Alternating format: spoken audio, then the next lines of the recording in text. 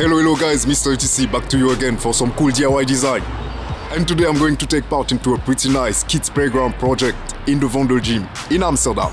And as you may have seen in the two preview videos we've shared with you, this project is in collaboration with Friendship Netherlands, the Libbyboom team, and the Atelier production from Mia. Thanks to them for providing all the support, and especially Friendship Netherlands for providing all the painting we needed for this project. I will be also adding links from each of those organizations for you in the video description so you can see exactly what they are doing. Alright, it's time to show you exactly how we make it happen. Let's go!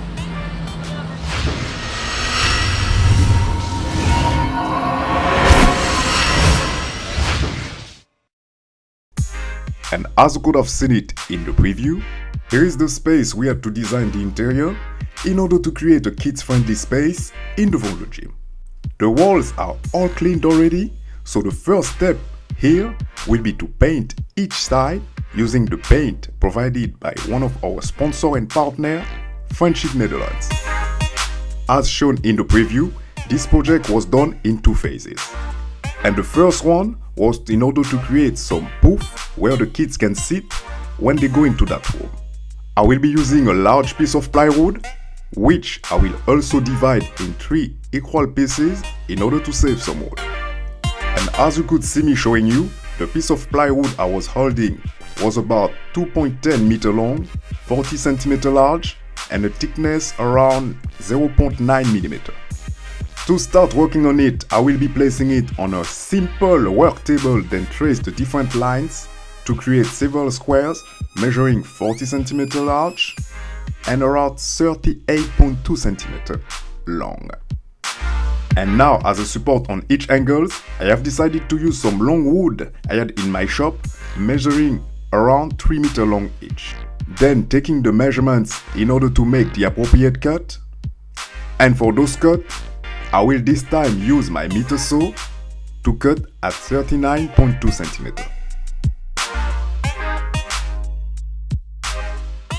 So now that we have all the different important pieces ready, we are going to make sure we nail them on the right corner.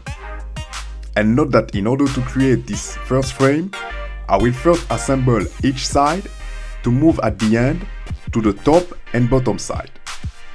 After taking a good look at each wooden slat going in the corner, I realized that they were a little bit grubby and have too much splinters. So using my disc sander, I have decided to smooth them down a bit to reach a decent texture that will allow me to nail each of them in those corners. When this step was done, I'm quickly checking to make sure that they are sanded enough, then moving with the glue to straighten them before nailing. Alright, so now it's time to nail them together, and please note that I'm using here some nails from 2 cm long. When one side is done, time to trace and move to the next one, repeating again the same process than before. For this, note that you can also help yourself by using some clamps, especially if you are working alone.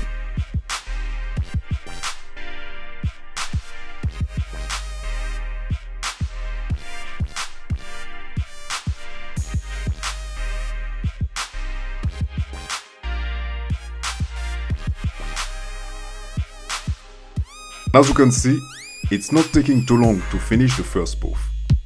Then after that, placing the last wooden corners and moving after that to the top and bottom side. I will first place some glue on the bottom corner before nailing.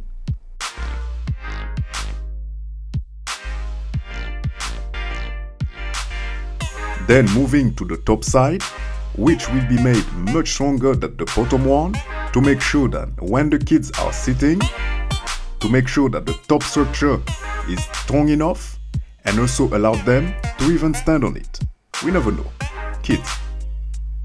Then I will be completing the frame by adding some more wood to straighten the top corners, adding some glue, then nailing again, all around, and also on the top side. Then finishing by rounding up a little bit the edges to make sure that the next team working on this project get some smooth corners to apply all the fabrics. Then after that, it was time for Mia to work out her magic. Note that what she's doing is just amazing, because she's also the kind of person working a lot on recycling old fabrics, so working with her on that project was a real privilege. So you can also see some example of recycled project on a website link showing in the video description. And when we were all done with those poof, here was the result. Pretty cool, huh? So now, let's move to the second part. This time, we will create some small and big storage shelves.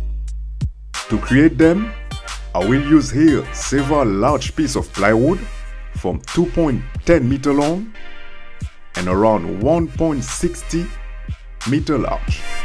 To make things easier, I've also decided to divide them all in two by just cutting them in the middle, and this will also make things easier when I'm working on my workbench. The first thing I will do here is to take all the measurements in order to reduce the width. Then after that, use a long piece of lumber to trace the line all along.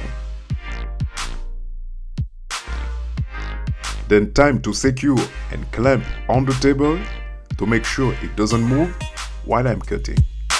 As the wood is not very thick, around 1.8 centimeter, I've decided to use my precision laser plunge saw to go much faster and also have a nice and clear cut.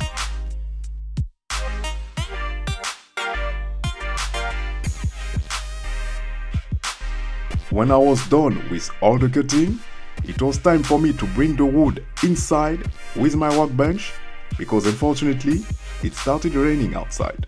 First, of course, checking if they have the exact dimension, then rounding up a little bit the edges to help me better work on it. But note that I'm just doing it here in the front side, and the rest will stay squared. Then a bit of sandpaper to remove all irregularity, and here it is when I'm done, with a nice and smooth touch. Alright, let's move on. Now it was time for me to create all the gaps where each vertical dividers will be placed. I will be using here my ruler to help me to cut with the router, as my two long clamps here are acting as support to join the two pieces of plywood together while I'm cutting using the router.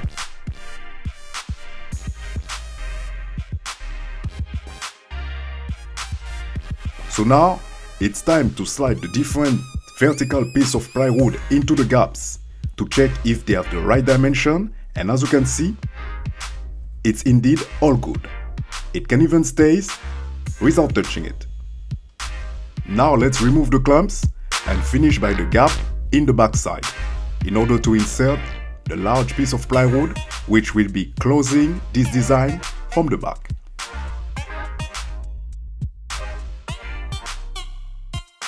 Then sanding again a bit with some sandpaper to remove the splinters and all excess.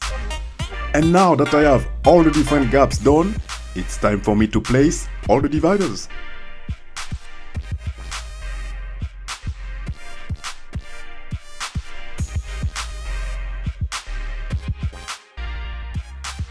As before, and to keep the plywood attached to each other, I will be adding again some wood glue, then keeping them in place using some angle clamps.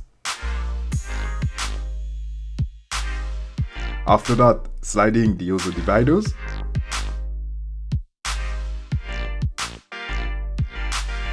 Then fixing them together by using my nail gun. Adding the back side and nailing again.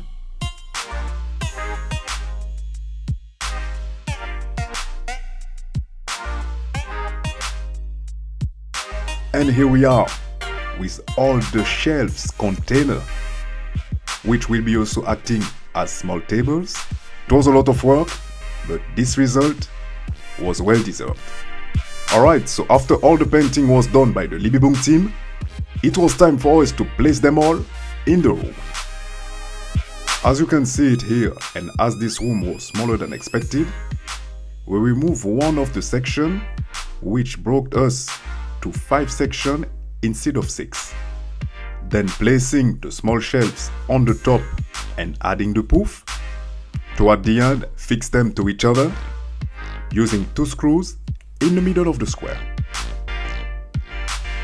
Then here we are, a very beautiful and practical space for your kids in the VondelGym.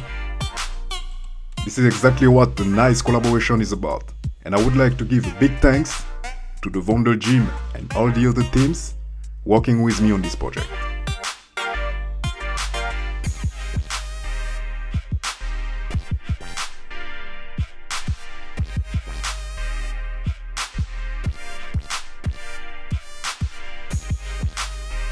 Alright, another nice collaboration where you can see different organizations in action for you. And as you may have seen, the beautiful days are coming. So if you're looking for a pretty nice place to get fit, the VondelGym can support you on that. And guess what? You can even bring your kids with you now. As always, MyATCtv for another idea of housing. If you're new to the channel, consider joining us just right here. If you want to learn a little bit more about the VondelGym, they have their channel just right here as well. And I will see you next time.